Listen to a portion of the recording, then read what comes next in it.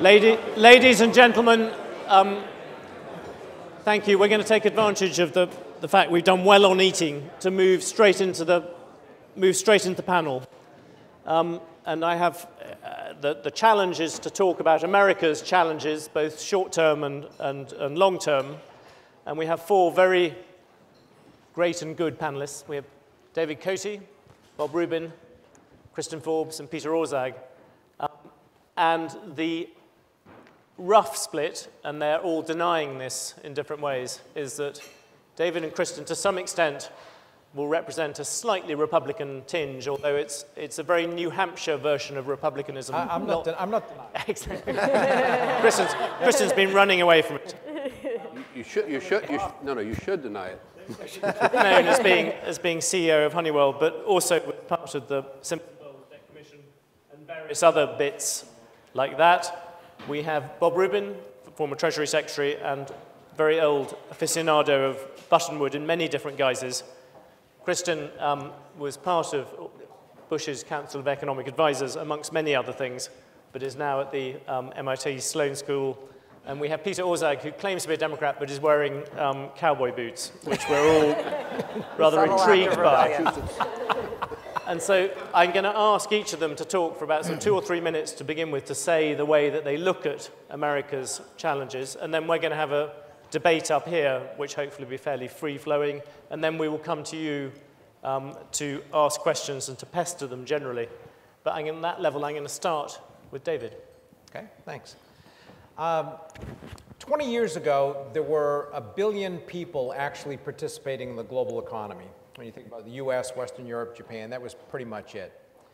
Today, there's about 4 billion people participating in the global economy when you add China, India, Russia, CIS states, and other countries that have recognized that private sector is a route to prosperity. One of my concerns is that it feels like we still act like we did 20 years ago and haven't really awakened to that fact. As the CEO of Honeywell, we're about a $38 billion business, 130,000 employees, about half our employees and 55% of our sales outside the US. So in this job, I've traveled to probably about 100 countries because we do business everywhere. And one of the things that really strikes me is how competitive everybody's becoming and how much work they're doing to really re-energize a private sector to become more competitive in the world. And my concern, again, is that we act like we did 20 years ago. And if you were to say, all right, so what should we do? I'd have 6 things that I would point to. The first would be resolving our debt, which I'm sure we'll talk about more tonight. The second would be energy policy. Third would be infrastructure. Fourth, math and science education, and we all have some alarming statistics there. The fifth would be free trade, and what I would see as a more kind of balanced and nuanced relationship with China. And the last one would be tort reform, which you'd expect me to say as a CEO, but I do think is important if we're actually going to kind of bring the pendulum back more into balance. So I'm concerned about that American competitiveness agenda, and I would like to see our politicians starting to talk that way and recognizing that if we're going to get to where we need to in the world, we need to think about it that way. But if we could at least just start with the debt and focus on that one, that would be one hell of a start. Bob. Good. Unlike David, I actually have some prepared points. Doesn't mean they'll be any better. No, I'm just remember. Well, leaving that comment aside, let me very quickly go through this. I wrote down 7 very brief points that are my views, at least, on the issues of this evening. Number 1, we've obviously gone through a horrendous financial crisis, and I at least think policy has been handled well within the realities of political situation. I believe in the shorter term, which certainly takes you out through the end of next year, and unfortunately probably well beyond that, I think recovery is going to be slow. I think we face enormously powerful headwinds, and I think there are serious geopolitical and economic tail risks. Number 3, the fiscal cliff is complex. The question of will we go over the fiscal cliff seems to be not the right question. It seems to me the right question is what are the possible ultimate outcomes, and then how do you get there? And in that context, will we go over the cliff? But the overriding question is what are the ultimate outcomes and which one we get to? There's a tremendous debate about job creation versus deficit reduction. I believe it's a false choice. I think if we put in place a serious deficit reduction program, the kind of thing David was alluding to a moment ago, I think that you would create, and then deferred the implementation in some enforceable way for a couple of years, give the economy some time to get strengthened. I think that you would substantially increase business confidence, and I think you would create, and not I think you would create, fiscal room if you wanted to have a moderate stimulus. And of course, it's absolutely imperative, as David said, for the long term for us to succeed. My next point is that the proposed plans, and this will be somewhat more controversial, the proposed plans to reduce tax rates and at the same time contribute revenues to deficit reduction, or to reduce tax rates on a revenue neutral basis that depend on tax expenditure cuts, call for a level of tax expenditure cuts that's 3 to 5 times the amount the Congressional Research Service, which as you know is nonpartisan, has said they believe is gettable. And I think the problem here is go far down the road with a plan that turns out to be substantively undesirable and politically unrealistic. Then you have to start over again in a much more difficult time, in a much more difficult situation. I believe the United States has tremendous long-term strengths, the dynamism of our society in various other respects. I think we should succeed, but to do so, we must meet the fiscal challenges that David mentioned. We must have vigorous public investment, and we have to have reform in immigration, energy, and many other areas. And finally, I think that negotiators with a willingness to compromise, even if they have very different philosophical views and analytic views, could resolve all of these issues by working to find common ground. But the politics are extremely difficult. And in the final analysis, I think the future of this country and the ultimate question for all of us is our political system and political will. So I had a hard time deciding what challenges to talk about because there were so many. So I took an informal poll at an event I was at a couple weeks ago of CEOs of some US companies. And I asked them what the major challenges were for their company. And it was amazing. There were 4 themes that came up again and again. First, the US fiscal cliff, no surprise. Second, the challenges in Europe. Third, how deep the recession was in China. Fourth, turmoil in the Middle East and the outlook for oil prices, or if there's an oil spike. So what hits me about that list is 3 of the 4 major challenges mentioned by CEOs are events outside the US borders, and events that Americans only have a limited influence on. And so this reflects, I think, a very important trend that we have to realize as Americans. More and more, we are not the global economic hegemon that we used to be. The US share of global GDP in the 1980s and as recently as 2001 was over 30% of global GDP. Today, the US share of global GDP is closer to 22%, less than 22% of global GDP. We are a less important share of the global economy. We're still a very important part of the global economy, but much less important. And we combine that with the trend toward increased trade, increased capital flows. Events in the US will more and more be determined by events outside our borders and outside of our control. So the US has to come to grips with the reality that most other countries have come to grips with in the past, that we have to be ready to handle shocks outside our borders more and more. And the lesson that other countries have learned is that if you want to be able to handle external shocks, whether it's in Europe or China or the Middle East, the best way to handle external shocks and make sure that external shocks don't devolve into a domestic crisis and a domestic meltdown is to have a strong domestic macroeconomy. So that gets back to the challenges we're going to talk about today. All the domestic challenges we're going to talk about today, we should address for our own reasons. For as Americans, we should address our domestic challenges, but we now have an additional onus on us to address those for this additional reason that we are going to be more and more buffeted by external events, and the best way to handle that is to have a strong domestic macroeconomy. Yeah. Peter. Well, we've been instructed to leave the optimism for later, so I'll just focus on the challenges, and I have 3 minutes, so I'll speak about 3 challenges, a minute each.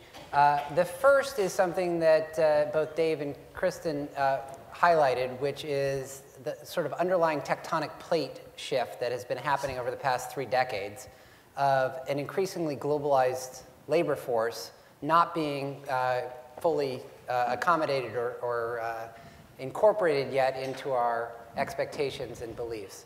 It is, I think, the fundamental reason behind stagnation of median incomes in the United States. It is the fundamental reason why the very first stylized fact that Nicholas Caldor pronounced in the mid-1950s, that the share of national income that goes to labor and to capital is supposed to remain constant over long periods of time, is demonstrably false for pretty much every developed economy over the past 3 decades.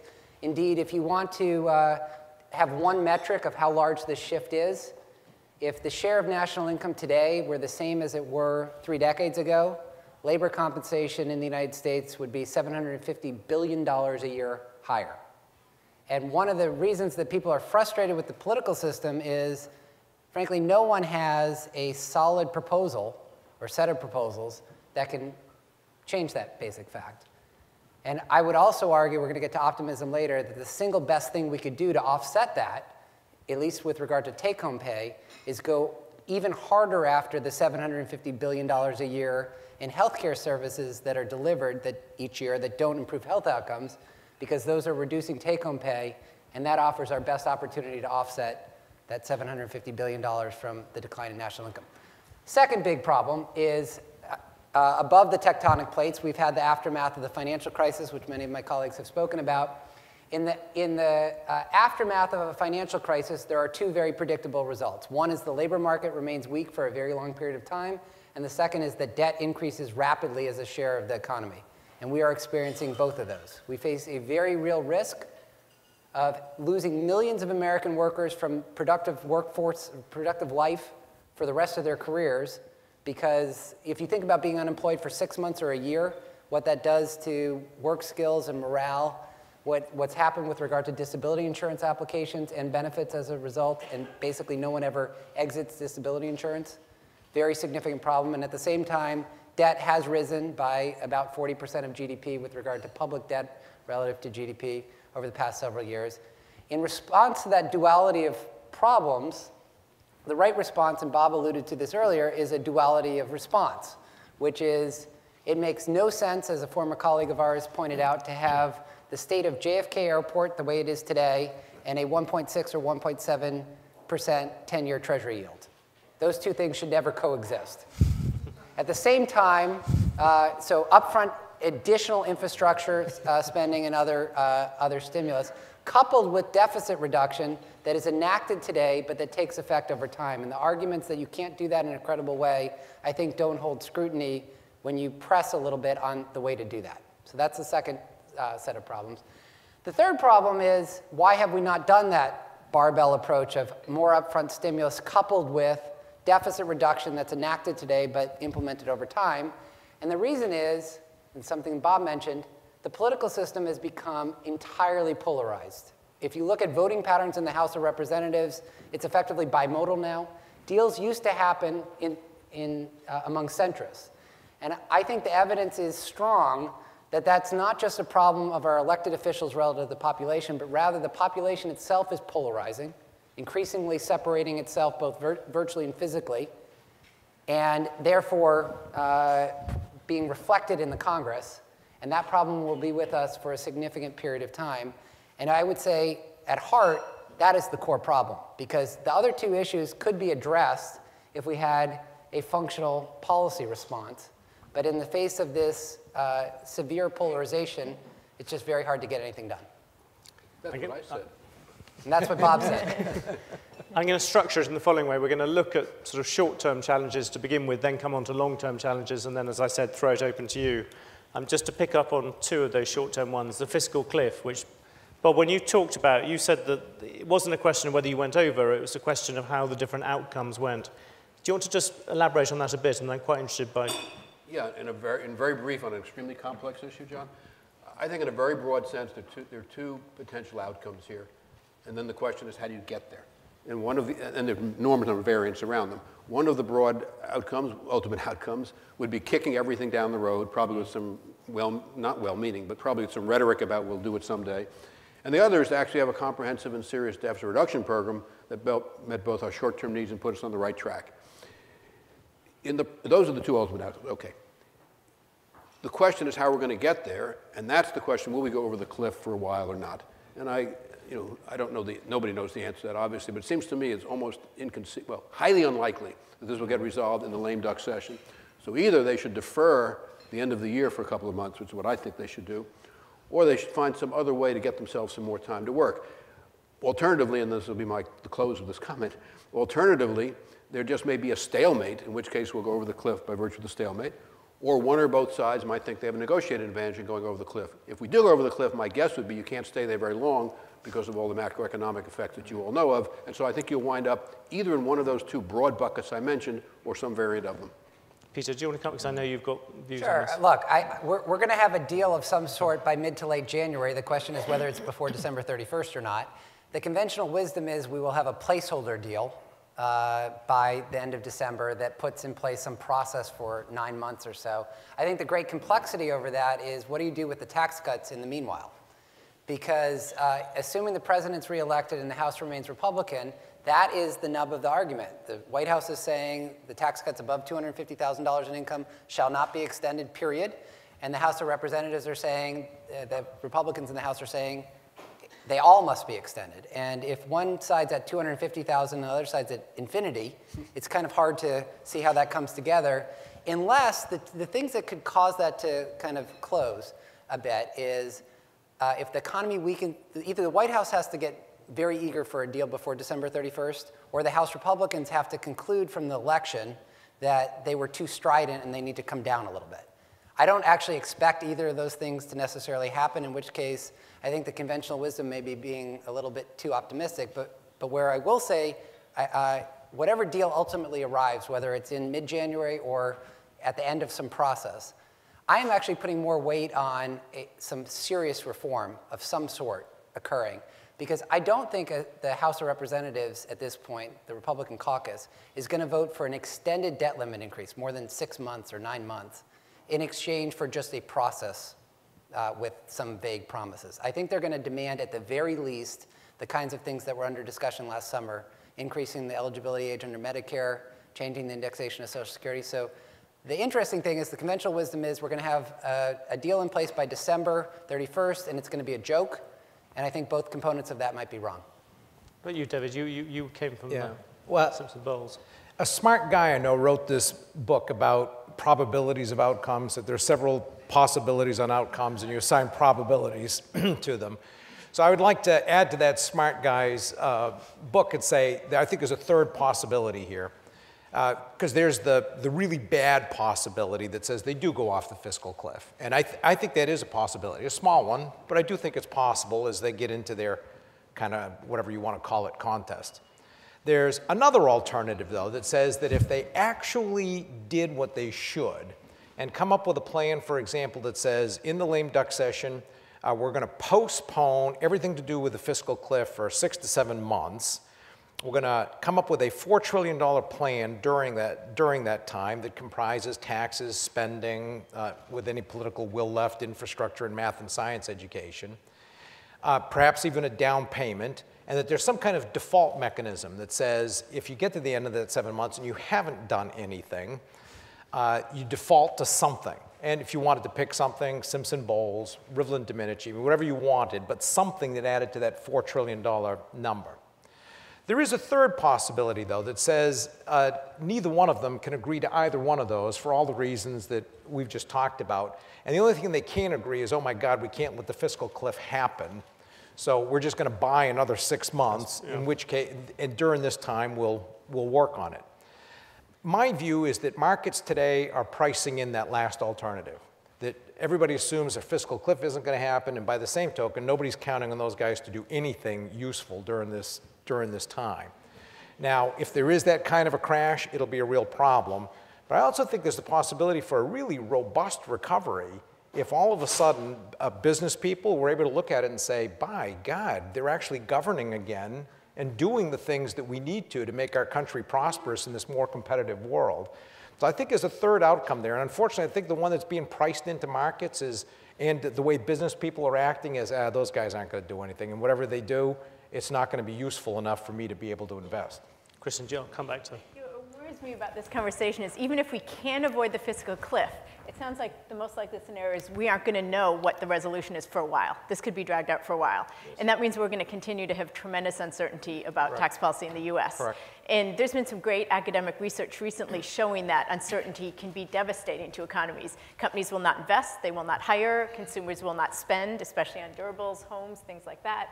And then even there are financial effects if there's continued uncertainty. Banks are going to be more reluctant to lend. They're not going to know how to value assets. They're going to raise borrowing costs. So this will mean that, leading to one of the next challenges I'm sure you'll talk about, it will be very hard to stabilize a US recovery if we continue to have uncertainty. And there's some of this research even tried to put a number on this. A paper by Bloom and some other authors estimated that this policy uncertainty has slowed US growth in 2011 by about 1.5 percentage points, and it has cost over 2 million jobs if we could get back to levels of certainty from before. So that's, I mean, I don't know if those numbers are right. These are based on tons of estimates, but even if they're off by half, that's a huge effect of uncertainty. And it's hard to see how we can get back to a stable recovery until we've got some certainty about what our tax policy is going to be. It's quite interesting from the perspective. I would say those New Hampshire folks are pretty bright. Yes. You ought to be listening to this. It's quite interesting from the perspective of broke old Europe, is that all your worries are, you go over, as Bob says, you go over the fiscal cliff. And then that causes some worries and things. But you know, there is actually an alternative thing. You go over the fiscal cliff, and the bond markets really, really react in a very bad way, as has happened with other countries. Are any of you worried about that? Yeah, but I think, Yes. I guess I have a slightly different view, John. I think going over the fiscal cliff isn't the ultimate problem. If you went over the fiscal cliff and there was a sense, I may be wrong about this, but I don't know, I've been around markets for a long time, so I think at least there's some chance it's possibly right. I think if you went over the fiscal cliff and you had an environment in which there seemed to be a constructive coming together, and you were crossed over it for a few weeks or some period of time of that sort, and the language around it was somewhat reassuring, and then the parties came together, I think the probability is it wouldn't have that much effect. And then, as David said, if the result of that was something serious and comprehensive fiscally, I think it would be a tremendous plus for the economy. I think, unfortunately, if you do what David suggests as one possibility, which is they defer everything for 6 months, you're then getting really almost into the next election period. Yeah. And I think then once you do that, the probability of something happening really go way down. And it gets that uncertainty. It just prolongs it. Yeah, it does create greater uncertainty. Look, I think if we go over or approaching the fiscal cliff, to Bob's point, it's going to be very important whether it looks like we're on the verge of a deal and therefore we're bungee jumping, we're going over the cliff, but we know where we're going to wind up, or we're in free fall. And the risk in all of this is that the free fall possibility is where you'll have very severe reactions.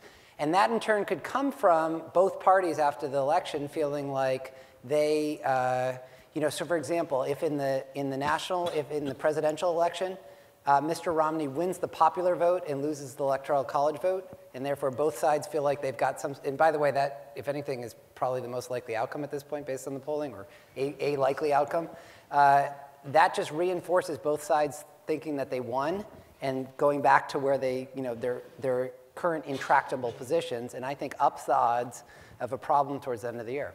Do you all think, this is not particularly to hype David's role in this, but do you all think that in the end, the form of settlement we're heading towards is basically going to be Simpson-Bowles?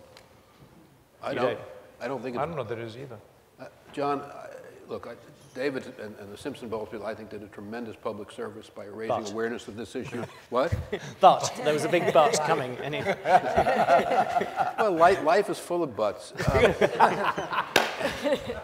And in creating, they did. A lot of ways you could take that one. Well, they're also, that's another issue. You're not supposed to say that. Anyway, but I do think, and the framework, but the Congressional Research Service, I'm repeating myself, Congressional Research Service, which is nonpartisan, so they thought the largest amount of tax expenditures you could probably get would be somewhere between $1 trillion to $1.5 trillion over 10 years. That is about a quarter to a third of what you'd need to do Simpson-Bowles. I just think that both substantively and politically, it almost surely is not doable. And the problem is, if we go down that road, and then you get over the cliff, and that's the basis on which negotiations are trying to be worked out, and then you find it can't be done, then you've got to redo the politics and the substance under extremely difficult conditions. I know I should not question your political judgment. I'm going to regret this. But I mean, my sense is we have to do an agreement along the line of Simpson-Bowles. And maybe my definition of along the lines of Simpson-Bowles is different than yours. But if you look at the math, it seems that the only way we can come up with some sort of tax reform that will not crush growth in the US will be to broaden the base and have lower tax rates and get rid of exemptions and deductions to some degree. So maybe how that's done will be a little bit different than you or the way Simpson-Bowles was initially laid out. But I think that general framework has to be a part of it if we want to sustain growth in the US. Have one sentence and David can defend his plan. One sentence. Yeah. The thesis underlying that comment, though, is supply-side economics, and that we could spend the next hour debating. Yeah. But I would respectfully suggest that We raised rates in 1993 from 36% to 39.6. Newt Gingrich went on Meet the Press and said we were destroying the economy, and every single job lost was President Clinton's responsibility. It isn't exactly what happened. David, very quickly. Well, as you pointed out, I was a member of the commission. We were pretty proud of the work that we did, and we got to that $4 trillion, thinking that that's the minimum, actually, that was needed to bend the curve. So it allows the debt curve to grow, but then you can see the decline. And we're pretty proud of all the details we pulled together, the tax plan, everything else. But at the end of the day, none of us really care, because it's really, the solution's pretty simple. There's going to have to be more tax revenue, there's going to have to be significantly less spending, and we have to address Medicare and Medicaid. Now, you could cobble together whatever is politically feasible in any way you want, but you need to do those things and have it add to $4 trillion. So I would say most of us on the commission and most of us on this Fix the Debt campaign are not wedded to any particular ideology. And we all know, no matter who's president, all those things have to happen, or you're not going to get to the $4 trillion in 10 years. You just can't. It's not mathematically possible. Can we jump very quick? Do a couple of questions quickly on the long term, and then I'll throw it open to questions. The one thing which a couple of you brought up, there's a whole series of different issues, but healthcare, which you've just sort of pointed towards, is that becoming a serious competitive weakness for America? Sure. Peter, you spent a long time. You were another person. And it has been for a long time. Or the way I would put it is, American workers have seen their take-home pay battered not just by globalization, but by excessively high healthcare costs. Now, if you want just to inject a little note of optimism here. Not for long. Yeah. I know it's a little premature. We're not there yet, but. In the year ending in August 2012, nominal healthcare expenditures were up 3.8%. In the fiscal year ending in September 2012, nominal Medicare expenditures were up 3.2%. These are, the average nominal growth rate for Medicare over the past 3 decades was more than 10%. These are abnormally low rates. And I think the evidence is mounting that it's not just the weak economy that's causing that. So the question becomes how we can build on the progress is being made in moving away from fee-for-service payment, not just through policy, but by insurance companies, through digitization, through employers moving towards different models of healthcare. Because if we could continue growth rates even remotely like what we've been experiencing over the past couple of years, the long-term fiscal picture is a lot better, and just as importantly, Americans' take-home pay is going to be a lot better as a result also. Bob or Kristin, do you want to come in? No, Peter and I have discussed it before. He knows far more than I do, but the notion that this could be behavioral and not cyclical would be very encouraging if it's so. Can I throw one thing at you from the debate earlier today, which was about inequality?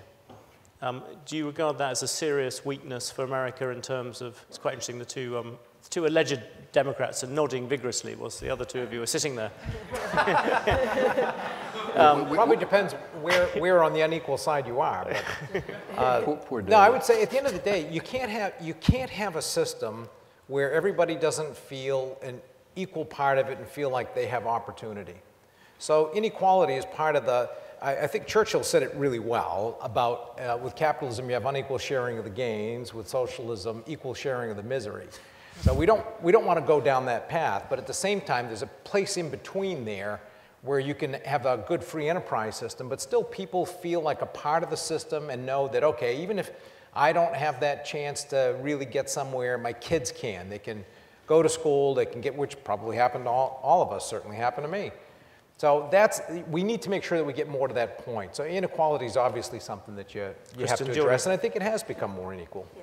I think when you worry about inequality, you have to look at why inequality is going up. Some of inequality is going up because the people who do well at whatever they do are making a lot more money than that. Not a little bit more, a lot more money. Whether you're a surgeon, an actor, athlete, or a hedge fund manager, if you do well, you make a lot more. So those people are doing much better. I think that's, as long as they make that revenue fairly, this is the discussion we had this afternoon, I think it's hard to limit that because then you're going to lose your innovators, your entrepreneurs, your successful people, and that will hurt any country.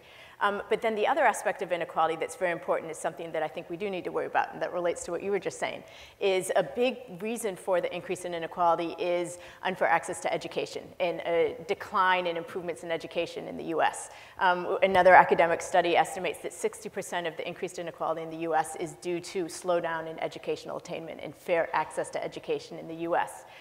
There's this amazing statistic that if you're an American man today, age 25 to 34, you will, on average, have less college education than your parents.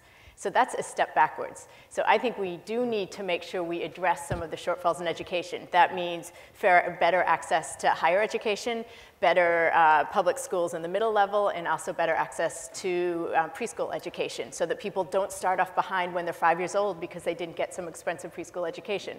So I think back to inequality, as long as people have equal access to earnings and equal access to success and equal access to education, isn't as much of a problem. But that's where we are falling short in the US, so that's what we need to address. Well, look, I guess I would say we're absolutely falling short along that dimension. I mean, if you want one indictment of the state of American opportunity today, I would say it's that the students who score at the bottom of 8th grade test scores who are from the top quintile of income have college completion rates that are at the same rate as kids from the bottom quintile of income who are at the very top of their 8th grade test scores. That simply should not happen. The second thing I'd say is I think there's growing evidence that this increase in inequality is occurring, it's manifesting itself in a whole variety of different ways, not just income and wealth. I would highlight even in life expectancy. In 1990, a high school graduate male or high school dropout male had 14 years at age 65 of additional life expectancy. A college graduate, 15 years. The gap was 1 year. Now it's more than 5 years. That is just a massive change over a basically 2-decade period. And I think part of the reason is that opportunity is not spreading across the entire population in the way that it should, in the way that we believe that it is part of the American myth. It's all those democratic administrations, Bob. I'd make two comments if I could, John. I think there's a tendency to conflate two separate issues, one of which is inequality and the other is wage stagnation. And if we could solve the wage stagnation issue so that we had substantial increases across all quintiles, I think the inequality wouldn't be as much of a social and divisive issue. The second thing is, I think it's a really complex issue. Michael Spence, who won a Nobel laureate in 2001, wrote a very good piece in early 2011 in Foreign Affairs, and the argument he basically made was the globalization of the labor force that Peter mentioned before. You take a globalized labor force and labor-saving technology, and they're tremendous forces for growth, but they're also tremendous impediments to equality and even and on my wage stagnation point, to middle-income wages. That's a very complex policy issue to try to resolve. Do you want to come back on that, or will you? Let's throw it open to the audience. If you put your hand up, there's one there.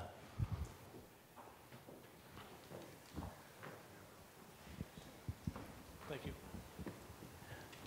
Hi, my name's Will Gibson, and my issue deals with too big to fail. And I'd like to try and take what's a relatively prosaic conversation to a little bit more realistic. And so I'm going to point this to you, Robert, and to you, Peter. As a former senior executive of Citigroup and as a long-term shareholder in the company, Sandy Weil talks about firms that are too big to fail and the economic effects that all of us have to deal with banks that are too big to fail. And so I'd like to pose to you that should firms like Citigroup or some of the other large firms in the financial services industry be broken up?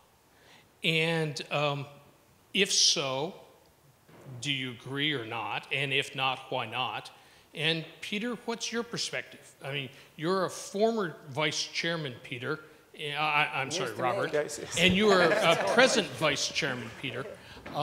What's your attitude on firms that are too big to fail? Why don't we start that? Peter, you go first. Let me go first, and I'll let and then I'll let Bob answer also. I think the first and crucially important thing is that highly leveraged institutions, regardless of size, are going to blow up from time to time. That the core problem involves capital, and the more capital that you have as a buffer, the better you are, regardless of the size of the institution. So I am actually, frankly, very encouraged by the progress that the US financial sector has made in boosting that capital cushion to try to minimize the risk of future problems. Progress that, by the way, has not been made in many other banking sectors globally. Once you have an adequate capital base so that the risk of taxpayer exposure is significantly reduced, and again, I think that is first and foremost, and everything else is footnotes. With that, one can debate the internal complexity of a larger organization versus the efficiencies that are gained by being in multiple lines of business. And I think that's a debate that can be had. But again, I think most of the discussion is kind of off because it's comparing a world in which capital levels were much, much lower to a world today in which, frankly, they are and should be much higher. Bob, do you want to come in and then we'll bring the other two? I'd make an observation, if I may. I think you're right that too big to fail is and has been, as long as I've been in the business, actually, a serious issue. And it involves all kinds of moral hazard. I don't think moral hazard actually for the management as much as it is, I think, a moral hazard with respect to the creditors who don't take into account the possibility of failure. Then the question is, what do you do about it? And what I would suggest to you is that the problem isn't, at least in my view, isn't the size of the institutions, it's the risk itself. And if you broke up the large institutions, and I think that in itself creates all kinds of issues about how you do it and what effect it would have on global economic efficiency, but leave that aside, you'd still have risks that were too large to fail. They'd just be spread out over a larger number of institutions that came together in some kind of consortium, and I think it would present its own equally difficult problems to deal with. So I think this is an extremely complex issue to which we do not have a great answer. Do you want to come in from the international economics? I actually want to agree with something you said. You look very surprised. Yes. But there's been a lot of work recently on contagion and why, linking to how I started my comments today, and why external shocks can affect some countries so much more than other countries. And what comes through consistently again and again is one of the most important predictors of country vulnerability is the amount of leverage in the banking system.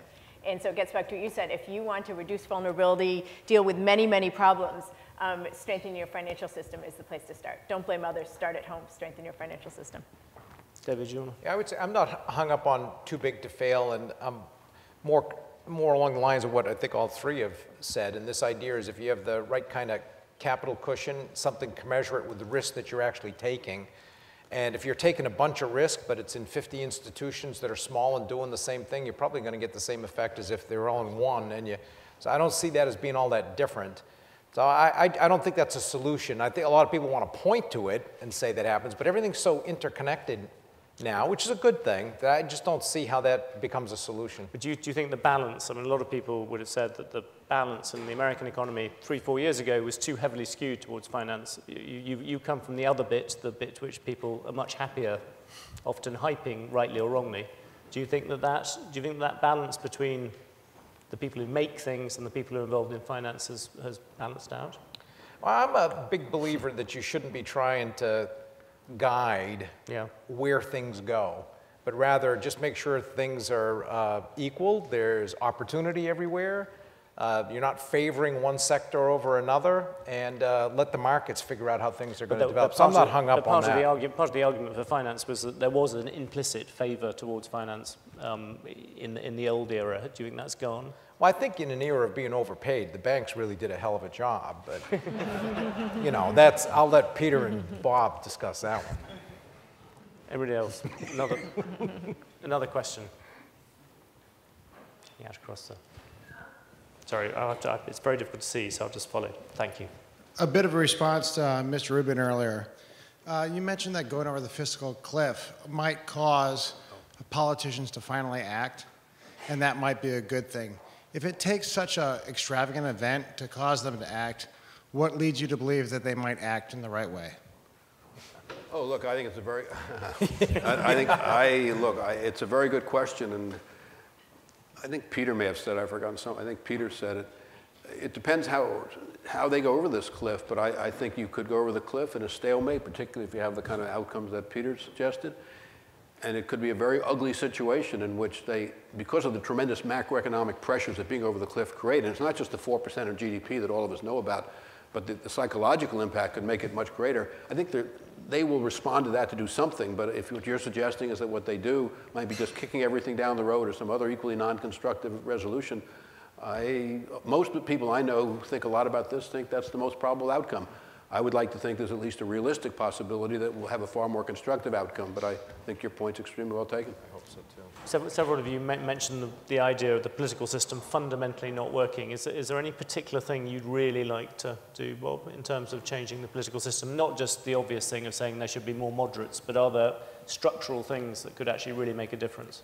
Well, there are a lot of structural things you could do, John, and that's what analysts write about. I think there's a more fundamental problem. Yeah, there are a lot of structural things you could do, the 60-vote rule, gerrymandering, campaign finance reform, well, the Supreme Court has now made that. But I think there's a much more fundamental thing you could do, but I don't know how you do it.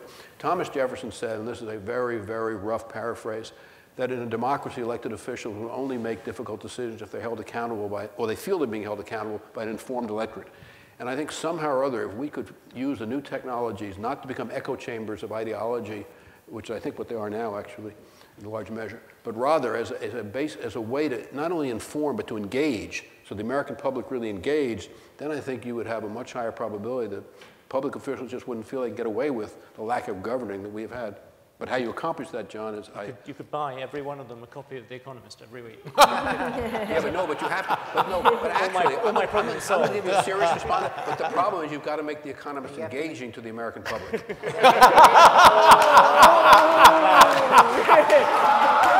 Very good. He's tough. It's worth it. That's how you try. That's how you try and get subsidies for people. Peter, sorry.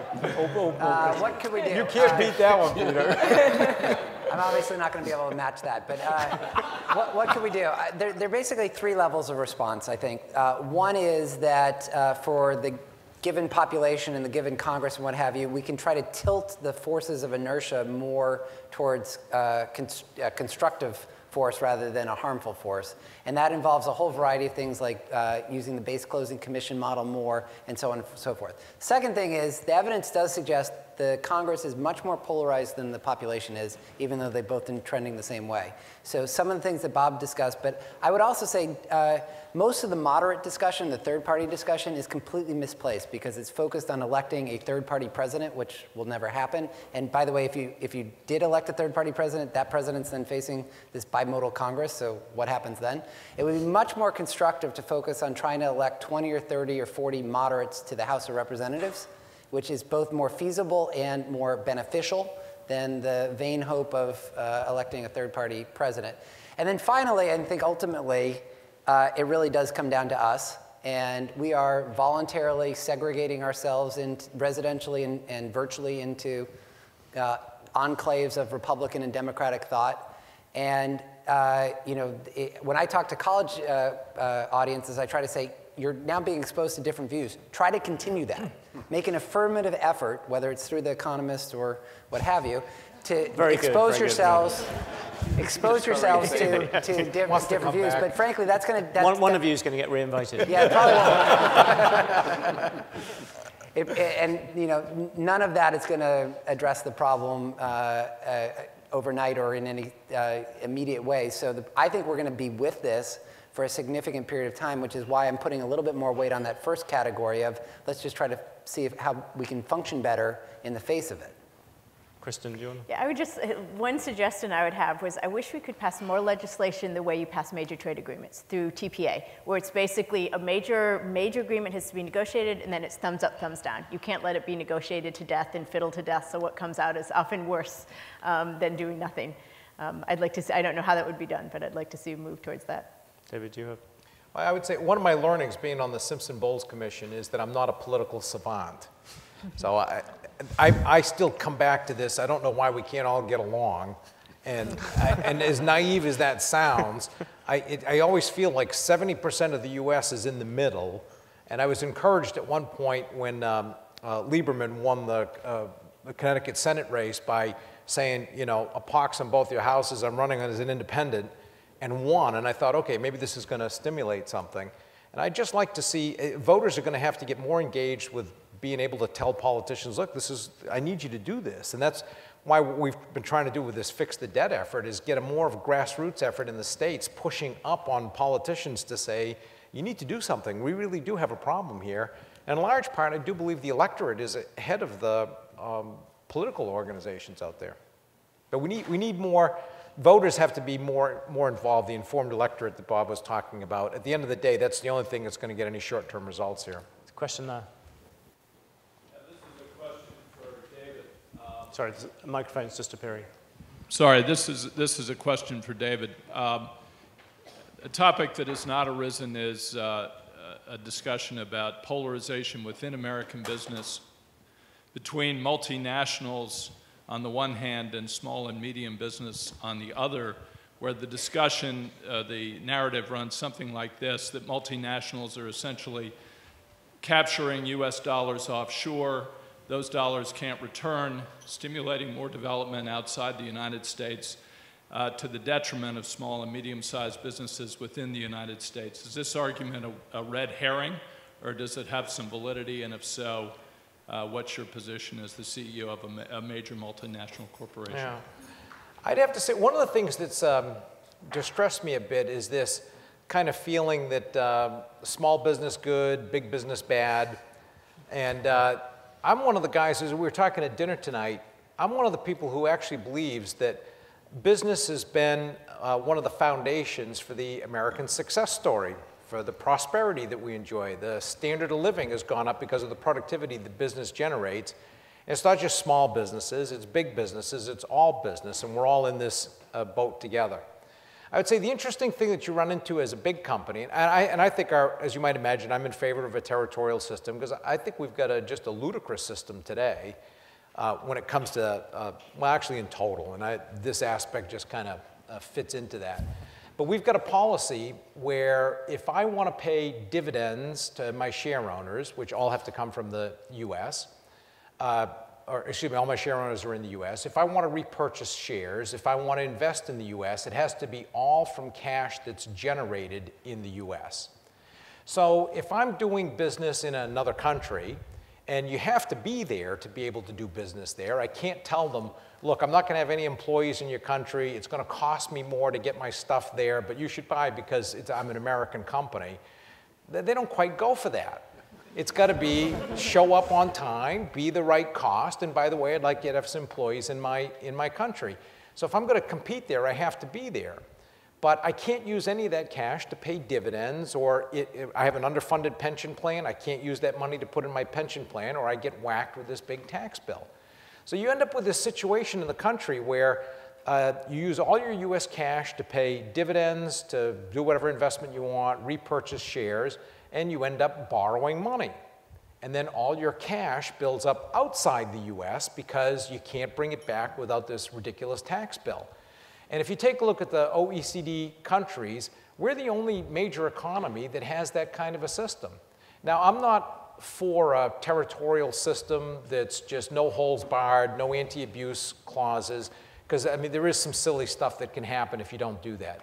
But by the same token, we need a much more realistic policy that recognizes the kind of global interconnectedness of companies, of countries, than we have today. Our policy makes absolutely no sense at all, and we shouldn't be creating a division between small and big business, because business is good generally. It's not that everything we do is good. I'm not anti-regulation, but at the end of the day, business is a force for good, and we should be encouraging it.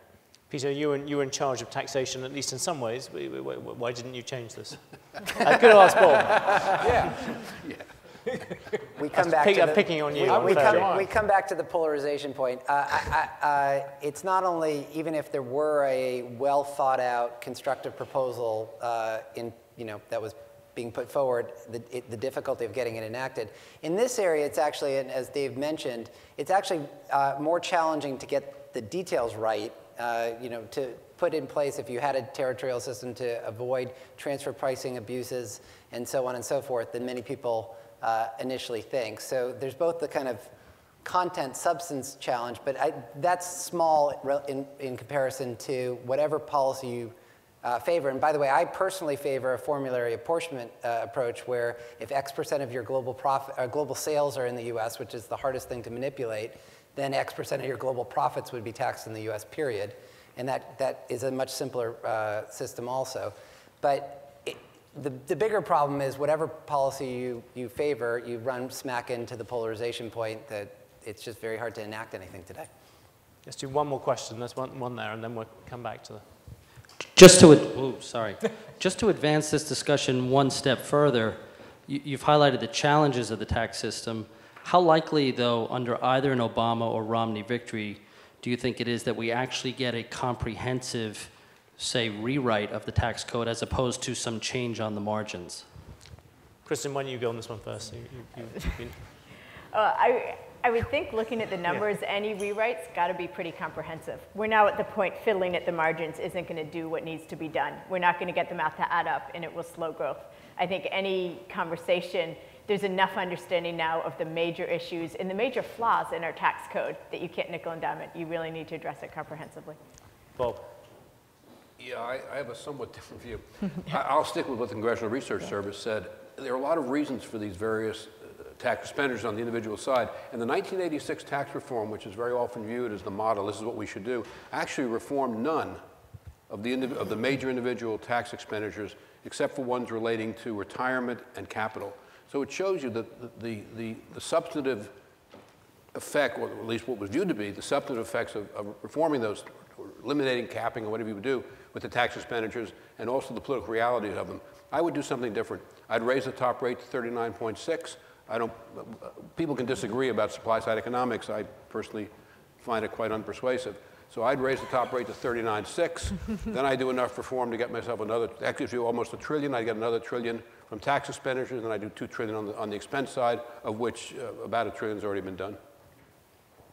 John, can I just say, look, it is, you cannot come up with a way of defending the current structure of itemized deductions and exclusions from either a fairness or, just as importantly, an economic efficiency perspective, because there is no reason for all the tax breaks that are linked to social benefits that the per dollar subsidy delivered through the tax code should be linked to your marginal tax rate. There's no theory behind that. That having been said, the number of times when I was director of the Congressional Budget Office, I felt like Charlie Brown, when I get called up by a senator and say, I want to talk about tax reform, and I'd get my big binder, go up there, and I was very excited. And he had the talking point of, I want to broaden the base and lower the rate, because that's what they say. And I said, great, lowering the rate I get, how about broadening the base? Here's the list of tax expenditures. Let's go down them and talk about which ones we're going to curtail. Mortgage interest deduction, no, can't touch that, son. State and local taxability, nope, blah, blah, blah, blah. Then we're talking about $10 million, and I say, well, in exchange for that, you can reduce the marginal tax rates by 0.00001%. And the thought that coming out of a housing-led downturn in which state and local governments are still facing roughly $50 billion aggregate deficits the next fiscal year, I think it's really easy to say tax reform, and I wish I were not more skeptical on this, but I am deeply skeptical that we're going to have a comprehensive tax reform done in 2013, regardless of who wins. David's a fan of tax reform. Well, I would say if we had set out with an objective to say, you know, let's create a confusing, globally uncompetitive, impossible to understand system. We've done well. We probably couldn't have done a better job than we have. So I hate giving up before things even start. And it seems to me we may end up exactly where these guys are saying, where you end up with this confusing, uncompetitive system, and we add just a little more complexity so that everybody pays more than they do today. That's entirely possible. But I hate like hell to give up at the beginning and say it's not even worth trying. And we ought to at least try. We ought to be at least giving it the effort, because we could have a much more simple, easy to understand system. And I can't quote the source, I'm not sure of the source, but if you even, one of the things I'd read when I was in the midst of the commission was even with the earned income tax credit that we give to people, like in effect the negative income tax, which is on average something like $1,000 a family, it's so confusing to get that on average they pay $100 to a tax preparer so they can get their $1,000.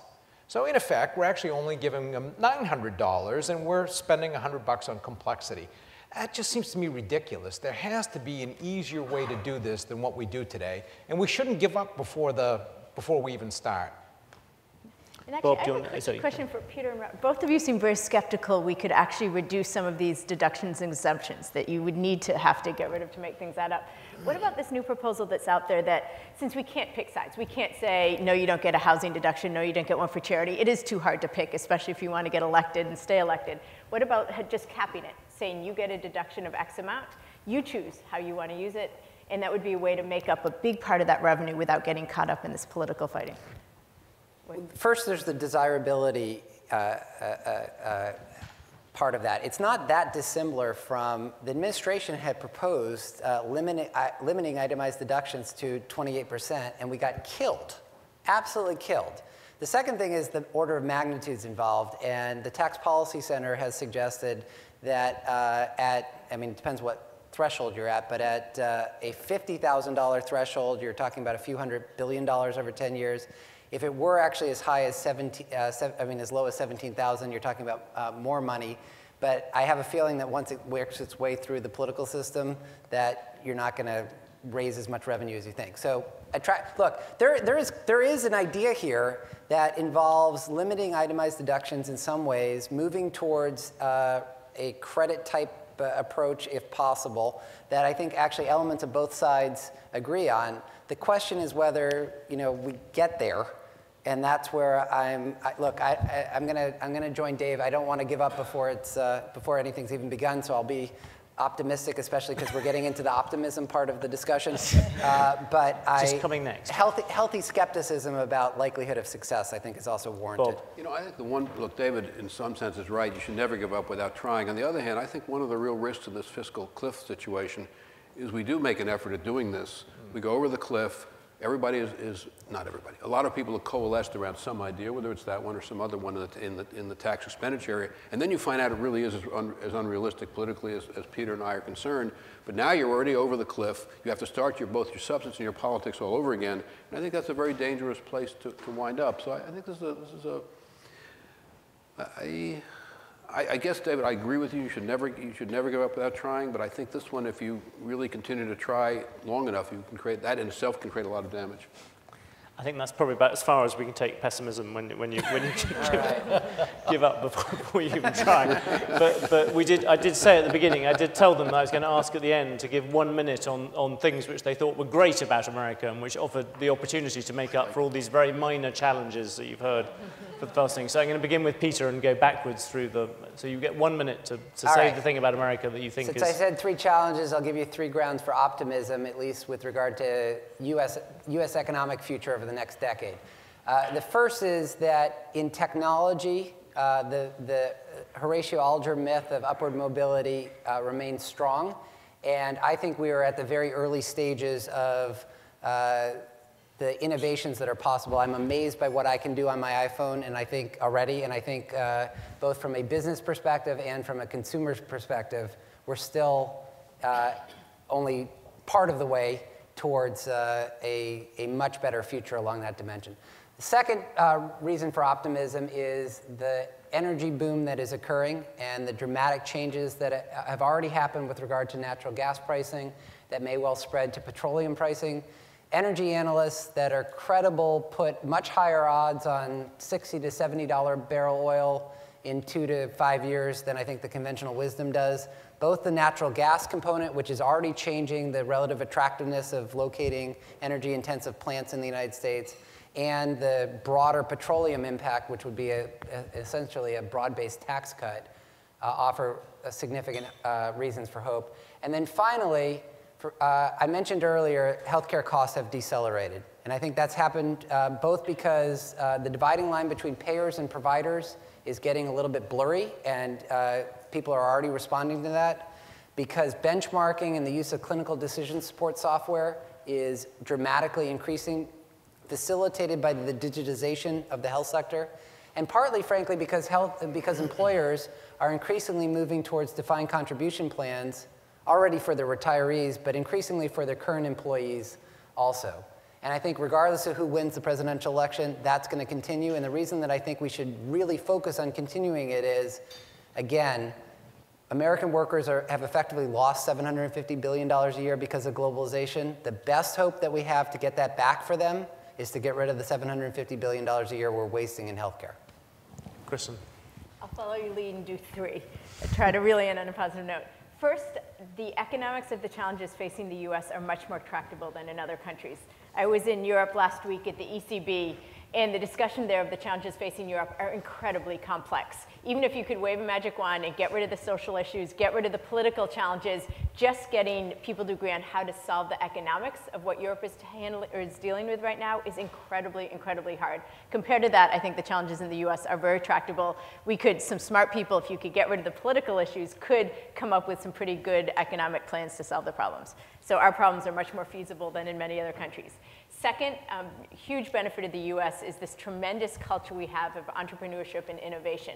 I am continually amazed every year at MIT how many of my students go out, start companies, some fail, but people are willing to take the risks, they get access to capital, some of them succeed phenomenally, and suddenly we have great companies and great innovations. That's a culture that is very hard to create and replicate, and it exists in the US still, and that's a tremendous benefit. We have to make sure we don't stop that and slow that down.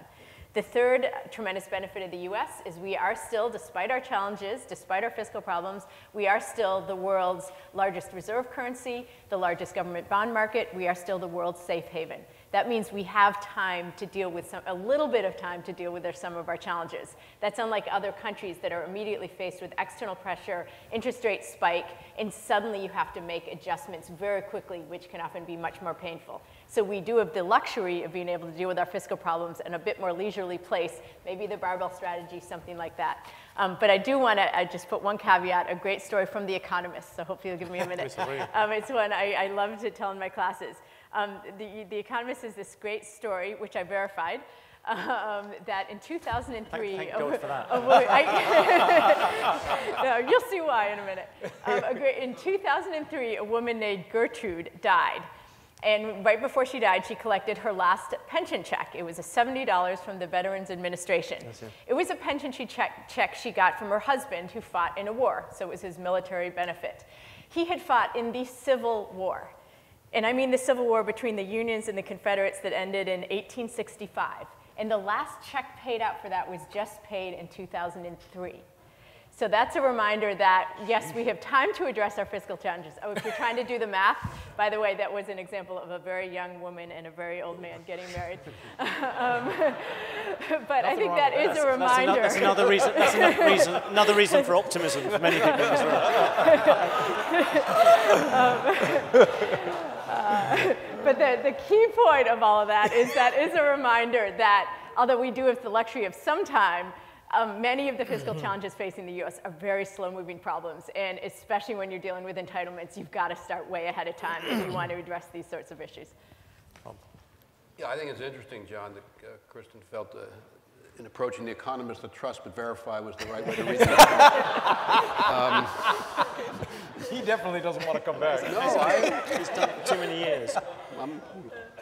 It's another issue. I think, John, not I think, I'm an investor, as many of you are. I'd rather invest, with a long-term perspective, I'd rather invest in the United States than any other country in the world. I think that we have tremendous, and it sort of goes back to, Kristin, what you were saying. We have a dynamic culture. We finally agree on something. Yeah, on the broad sense, right. We have a dynamic culture, we have an entrepreneurial spirit, we have flexible labor and capital markets, we have a rule of law, which, as we can see in China today, is not to be assumed necessarily. We have enormous natural resources, I think Peter said. So I think we have a tremendous, I think we have ingredients for great success in this country. I do think we have tremendous potential, but I know we're supposed to be optimistic, and I would rather invest in the United States than any other place in the world with a long-term perspective. But it does come back to whether we can meet our challenges, and ultimately it's going to be a question of our political system. Yeah. David. Well, quoting Winnie again, his comment was that you can always count on Americans to do the right thing after they've exhausted all the other alternatives. And we kind of find ourselves in that position today, this 20-year change that's occurred from 1 billion to 4 billion participants, what we're talking about with debt, energy policy, the other things that we talked about. Now, I would say it's a pain in the, well, to use Bob's word, butt, to get to that point where Americans finally get to the point where they say, push on their politicians to get them to the point where they do something. But with the kind of activism that we've been able to stimulate, you do get there. So I have tremendous faith in that system to be able to continue to encourage politicians and get us to the point where we make the right decision. So I do think all this stuff is solvable. We just need to count on that kind of angst-ridden process that we seem to put ourselves through before we actually arrive at that right decision. But I do believe we'll get there. Thank you all very much. I'll merely point out, I just saw the headline, A Crossroads. There was a famous edition, at least from our perspective, of The Simpsons, which showed Homer Simpson climbing onto a jumbo jet and strangely being elevated to first class, where he sat there being offered the choice between chicken and beef, asked for both. But then he looked across to see Marge, who was reading, much to his surprise, a copy of The Economist, which had the headline. He went, "Oh, I see, Indonesia's still at a crossroads." And when you look at the headline behind us, you worry that that may be America's current status. But I would like to thank all the 4 participants, Peter, Kristin, Bob, and David, for helping us. Thank you. Oh, one last thing is that you are meant, because you symbolize this new, virile, hard-working, and indeed likely to get married when you're very, very elderly, new America, you are meant to show up at 8:45 tomorrow for the recommencement of Buttonwood. Thank you very much.